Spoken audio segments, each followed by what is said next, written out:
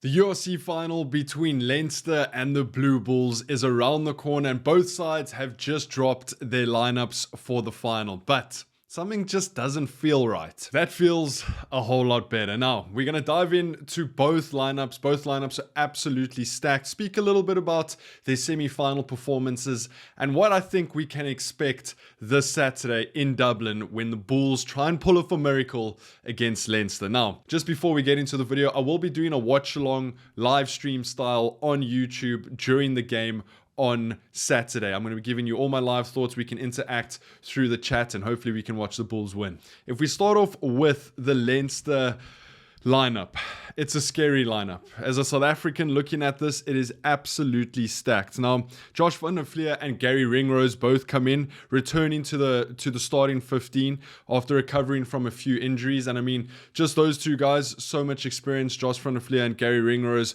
have been tearing it up for Ireland. And I mean, this whole Leinster side is basically either an Irish player or a British and Irish Lions player, or Archie Snyman, who is a Springbok. So they're absolutely stacked. Now, some notable absentees from this side is Hugo Keenan with a little bit of a calf injury, and Ty Furlong, who has been ruled out. Again, now there's going to be questions around their British and Irish Lions selection and whether they're going to be fit for that. Jimmy O'Brien keeps his place at fullback, and Thomas Clarkson remains at the tight head prop position. Now, so there's a couple of selection changes. Obviously, Gary Ringrose comes in for Jamie Osborne in the centres alongside Geordie Barrett, who's just another world-class player. Van der Flier takes over from Scott Penny, who misses out entirely, and then Kieran Frawley, who scored in the semi-final, drops out of the 23. The backline and halfbacks, or in South Africa as we call them, the scrum off and fly off, Jamison Gibson Park and Sam Prendergast continue their relationship in that 9 and 10 combination. We know what we're going to get from Jamison Gibson Park. I don't think Prendergast was as good as he wanted to be against the Glasgow Warriors, and I don't think he can make those same mistakes against an outfit like the Blue Bulls, because the Blue Bulls will hit you over the gain line. A couple of mistakes, they'll pounce on it. We saw what they did against the Sharks. And then Ross Byrne is on the bench for what will be his 186th cap and final game for Leinster. Now, let's get into the forwards and some of the bench power. Second row combo between James Ryan and Joe McCarthy, both of them British and Irish Lions players. Archie Snyman set to make his impact off of the bench. I mean, if you have Archie Snyman on the bench, then you have some pretty good locks in that starting forward pack. And then Max Deegan and three front rows, Kelleher, Boyle, and Slimani add the depth in that front row, or in that forward pack. Now, what's on the cards for Leinster? Leinster wanted to win Champions Cup and the URC this year, and to be honest, with the squad that they have, they should be winning at least one of those every single year.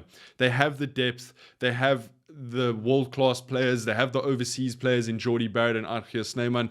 So there has to be a little bit of a cultural thing within this Leinster side. Maybe they're not as mentally strong as they need to be to win some of these games, and being out of the Champions Cup, I think, does help them going into this URC final. Kind of takes the monkey off of the back. They lost in the Champions Cup, and now they can focus all their energy onto the URC, which we've seen them do.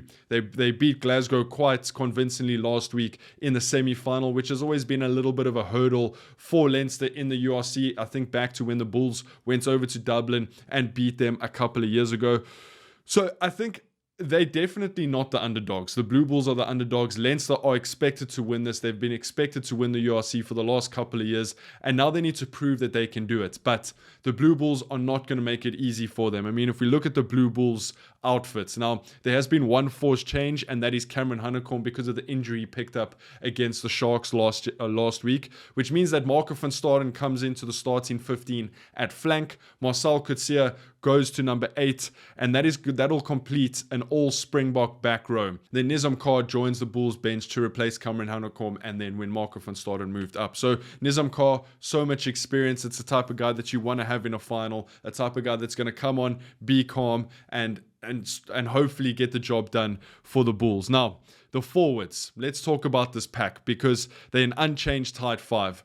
Jan-Hendrik Wessels, Johan Grobler, Volko Low, Visser, and Van Heerden. Those Oaks put in an absolutely massive shift against the Sharks last week. And let me remind you that the Sharks pack is basically a Springbok pack. Yes, there are a couple of guys that don't play Springbok rugby, but the majority of them are Springboks. I mean, Wessels, Grobler, and Volko Low were pushing back Ox, Vincent Koch, and Bongi Manambe in the first two scrums in the semi-final last weekend. So that forward dominance that the Bulls had against the Sharks, they're going to need to do that against Leinster. And when those guys go off, the bench is going to have to fill in as well. The Bulls, when those substitutes start coming on in about the 50th, 60th minute, the Aka van der Merwes of the world need to get on there and dominate. They need to get go forward ball if the Bulls are going to have any chance. If the Bulls aren't going to be winning set pieces, lineouts, and scrums, then you can basically write the game off. That is where the Bulls are going to have to stay in the game, stay in the fight, is the set pieces. Then you look at the backline, and I think the Bulls' backline has been one of the most consistent backlines in the competition the entire year. Willie Leroux at fullback, world-class player. A lot of people are either a yay or nay for a Willie Leroux fan. I really like Willie, and a lot of people don't see what he does off the ball to create tries, to create space for the likes of a Kane and Moody.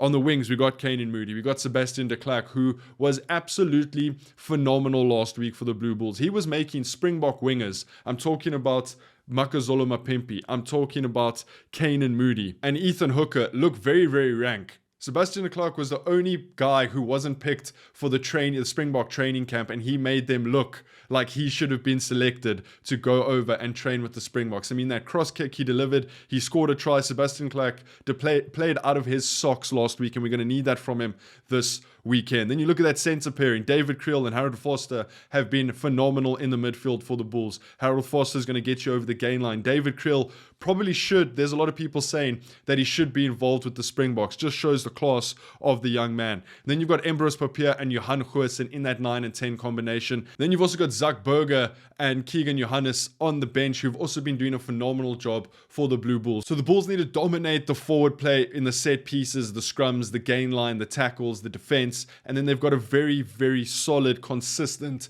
backline to take on that Leinster side and try hit a couple of gaps. Now, what's on the line here for the Blue Bulls? It's very similar to Leinster.